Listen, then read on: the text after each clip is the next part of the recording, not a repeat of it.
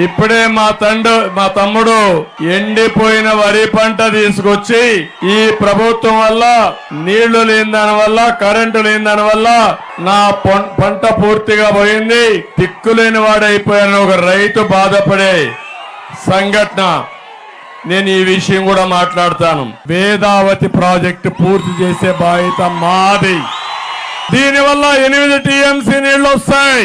ఒకవేళ పైన నుంచి నీళ్లు రాకపోతే నేరుగా ఒకటి హామీ ఇస్తున్నా, అందరి దీవా నుంచి నీళ్లు లిఫ్ట్ చేసి వేదావతిని నింపే బాధ్యత కూడా తీసుకుంటామని మీ అందరికీ హామీ ఇస్తున్నా.